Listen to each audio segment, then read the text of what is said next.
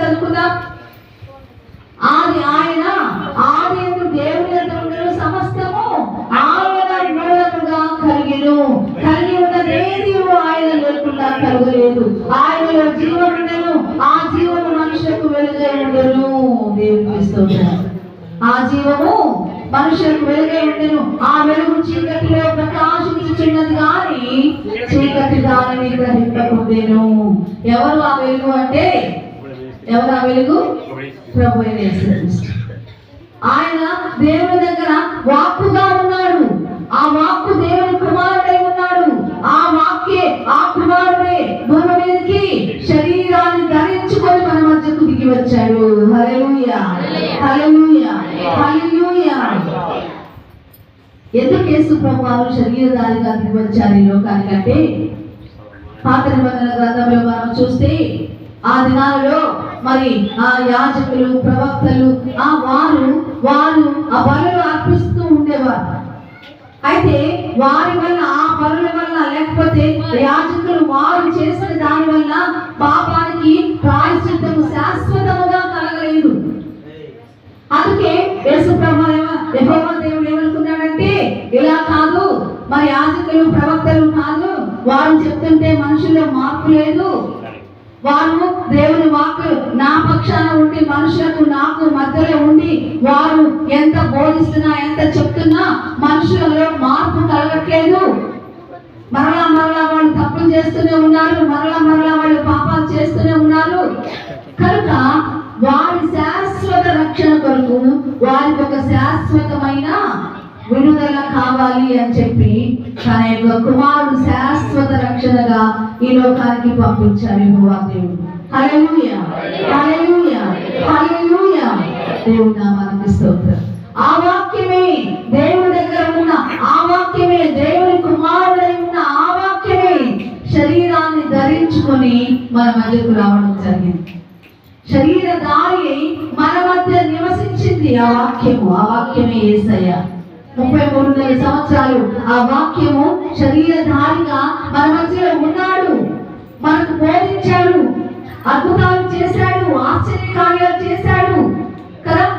ఎంతమందిలో పాపం నుంచి విడిపించాడు, ఎంతో మంది మనుషుల పాపాలు క్షమించాడు. పాప క్షమాపణ అంటే ఏంటో మనుషులకు చూపించాడు. యేసు ప్రభువారు క్షమించే దేవుడు ఆయన, ప్రేమించే దేవుడు ఆయన, కనికరించే దేవుడు ఆయన కదా. నువ్వు పాపవి, నాకు పనికి రావు, నా దగ్గరికి రావద్దు, నా మధ్యలోకి రావద్దు, బయటికి వెళ్ళిపో అని నెట్టి వేసే దేవుడు కాదు మన దేవుడు. మన పాపం చేసి దేవుడి దగ్గరకు వస్తే ఆ దేవుడు మైలపడిపోతాడు, ఆ దేవుడికి అది ఒక అంటులాగా ఉంటది అని మనల్ని అయ్యో మీరు నా దగ్గరికి రావద్దు అని నెట్టి వేసే దేవుడు కాదు మన దేవుడు. మనుషులు అంటుకుంటేనే అపవిత్రం అయిపోయి ఆ దేవుడు మనకు దేవుడు ఎలా అవుతాడు? మనం పరిశుద్ధంగా, పరిపూర్ణంగా, మనము ఎంత మురికిలో దొరికినా, ఎంత పాపంలో ఉన్నా మనల్ని తీసుకొని ఆయన విడిపించి తన పరిశుద్ధ రక్తం ద్వారా మనకి విమోచన కలుగజేసిన దేవాది దేవుడు మన యేసయ్య. హల్లెలూయా, హల్లెలూయా, హల్లెలూయా. దేవుని నామానికి స్తోత్రం.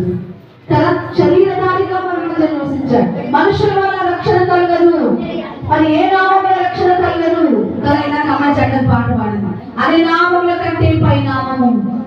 ఏ నామము? యేసుని నామము. హల్లెలూయా, హల్లెలూయా, హల్లెలూయా. ఆ యేసుని నామాన్ని రోజు మనం కనపరుస్తున్నాం, మనం స్తుతిస్తున్నాం, మనం ఆరాధిస్తున్నాం కదా. జ్ఞానులు యేసు ప్రభుని చూడటానికి వెళ్ళినప్పుడు వాళ్ళు మొట్టమొదటిగా ఏం చేశారు? యేసు ప్రభుని చూచి, చిన్నపిల్లవాడిగా ఉన్న యేసయ్యను చూచి మొట్టమొదటిగా వాళ్ళు చేసిన పని ఏంటి? ఆయన పూజించారు కదా. వారు యేసు ప్రభు ఉన్న ఇంటిలోకి వెళ్ళి, ఆ మాట ఒకసారి చదువుదాము. హల్లెలూయా. మత్తయి సువార్త 2వ అధ్యాయం, మత్తయి సువార్త 2వ అధ్యాయంలో జ్ఞానులు ఆ ఇంటిలోకి వెళ్ళిన తర్వాత వాళ్ళు ఏం చేశారో చూద్దాం. వారు ఆ నక్షత్రమును చూచి అత్యానందభరితులై ఇంటిలోనికి వచ్చి తల్లి అయిన మరియను ఆ శిశువును చూచి సాగిలపడి ఆయనను పూజించి దేవునికి స్తోత్రం. వారు ఆ ఇంటిలోనికి ప్రభు అయిన యేసు వారు ఉన్న ఇంటిలోనికి వచ్చారు. అంతకుముందు వేరే ఇంటిలోకి వెళ్ళారు. అక్కడ యేసు ప్రభు కనపడలేదు. అక్కడ ఏమన్నా పూజించారా వాళ్ళు? అక్కడ ఏమన్నా కానుకలు ఇచ్చారా వాళ్ళు? వాళ్ళు వినండి దయచేసి. జ్ఞానులు యేసు ప్రభు లేని ఇంట్లోకి వెళ్ళారు. ఒక ఇంట్లోకి, ఏ ఇల్లు? హేరోదు రాజు ఇంట్లోకి వెళ్ళారు. అక్కడికి వెళ్ళి, అయ్యా యూదుల రాజుగా పుట్టిన వాడు ఎక్కడ ఉన్నాడయ్యా, మేము ఆయన చూడటానికి వచ్చాము, మేము ఆయన పూజించడానికి వచ్చాము అంటే అక్కడ లేడు అని వాళ్ళకి తెలిసిన తర్వాత వాళ్ళు అక్కడ ఇంకా పూజించలేదు, కానుకలు ఇవ్వలేదు. అరే రాజుగారి దగ్గరకు వచ్చామే, రాజుగారికి ఏమైనా కానుకలు ఇద్దాము అనుకోలేదు వాళ్ళు. వాళ్ళు తెచ్చింది కానుకలు దేవుని కుమారునికి ఇవ్వడానికి, యేసయ్యకి ఇవ్వడానికి. వాళ్ళు వచ్చారు. మళ్ళా రాజు అక్కడి నుంచి వెళ్ళిపోయారు. వెళ్ళిపోయిన తర్వాత మళ్ళా వాళ్ళని అసలైన ఇంటి దగ్గరికి నక్షత్రం నడిపించింది. వారు అక్కడ ఆ ఇంటి మీదకి వచ్చి అక్కడ ఆగిపోయింది నక్షత్రం. ఫస్ట్ వాళ్ళు చూచి బయలుదేరారు, కానీ అప్పుడు వాళ్ళని నడిపించలేదు ఆ నక్షత్రం. తర్వాత ఎక్కడ వరకు నడిపించింది? ఆ పైన వచ్చిన ఒకసారి చదువుదామా? వారు రాజు మాట విని బయలుదేరిపోచుండగా ఇదిగో తూర్పు దేశమున వారు చూచిన నక్షత్రము ఆ శిశువు ఉండిన చోటికి వీరుగా వచ్చి నిలిచి వరకు వారికి ముందుగా నడిచెను. హల్లెలూయా, హల్లెలూయా. ఎక్కడి వరకు నడిచిందంటమ్మా?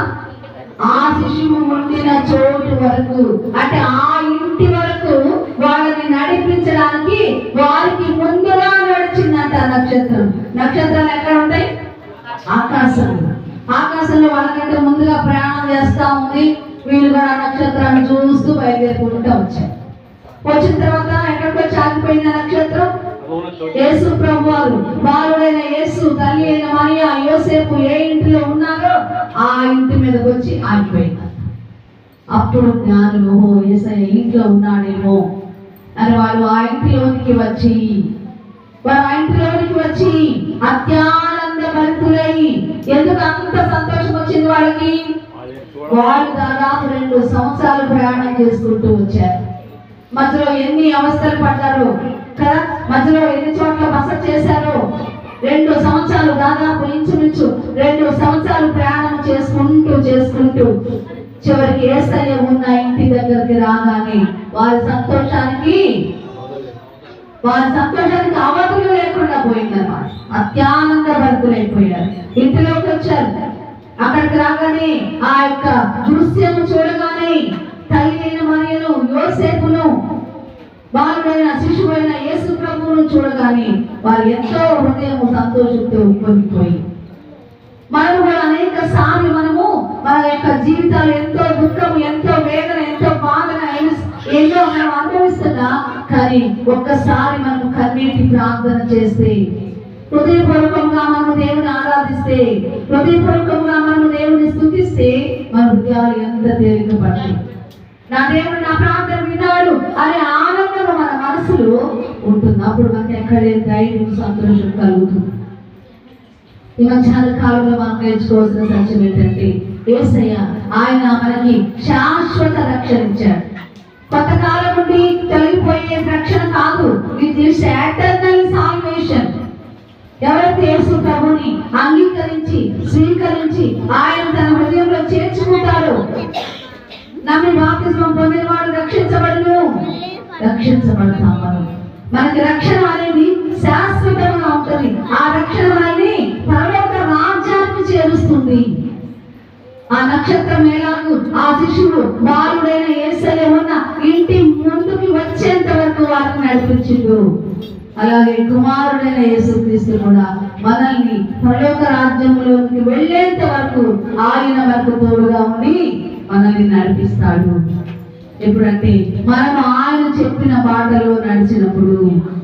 అందుకే యేసు ప్రభువు పుట్టినప్పుడు ఆ దూత చెప్తూ మరియమ్మతో మాట్లాడుతూ, దూత పలికిన మాట యోసేపుతో మాట్లాడుతూ, దూత పలికిన మాట ఏంటంటే ఆయన ఇమ్మానుయేలుగా ఉంటాడు. ఇమ్మానుయేలు అని పేరులకు భాషాంతరమున దేవుడు మనకి తోడు అని అర్థము. ఆయన మనకి తోడుగా ఉంటాడు. ఎప్పటి వరకు తోడుగా ఉంటాడు అంటే కీర్తనల గ్రంథంలో రాయబడిన మాట ప్రకారము ఆ మాట ఒకసారి చదువుకుందాం. 45వ కీర్తన ఒకసారి చూద్దాం. పరిశుద్ధ గ్రంథం నుంచి ఆయన మనకి ఎప్పటి వరకు తోడుగా ఏ విధముగా మనల్ని ఆయన